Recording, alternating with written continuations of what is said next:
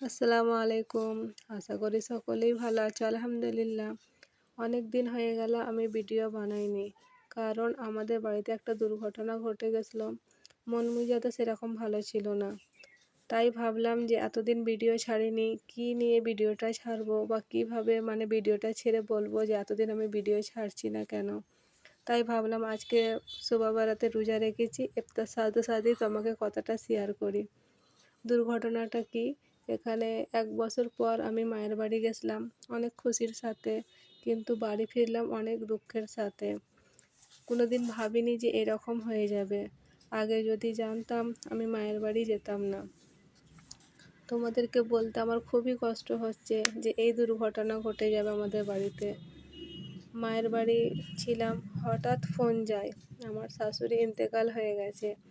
কিন্তু কথাটা শুনেই যে আমরা সবাই অবাক হয়ে যাই মায়ের বাড়ি, যে এটা কী করে সম্ভব। আমি তো মায়ের বাড়ি যখন আসি আমার শাশুড়ির সাথে কথা বলে কিন্তু ভালো দেখে এসছি, কিন্তু এটা কী করে হয় যে হঠাৎ করে ইন্তেকালের খবর শুনবো। এসে কিন্তু আমাকে মরা মুখটা দেখতে হলো। কোনো দিন ভাবিনি যে এই হঠাৎ করে আমার শাশুড়ি এত জলদি আমাদেরকে ছেড়ে এই দুনিয়া থেকে বিদায় নিয়ে নেবে। তোমরা সকলেই দোয়া করবে আমার শাশুড়ির জন্যে, যেন জান্নাতবাসী করুক। আশা করি তোমরা সকলেই ভালো থাকো। আল্লাহ হাফেজ।